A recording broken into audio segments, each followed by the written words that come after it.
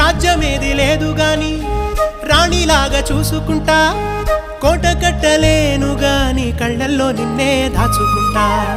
రాత ఎట్లా రాసి ఉన్నా ఆ మార్చి నీతో రాసుకుంటా, స్వర్గమంటూ ఉన్నదంటే అది నీతోనే ప్రతిరోజు పంచుకుంటా.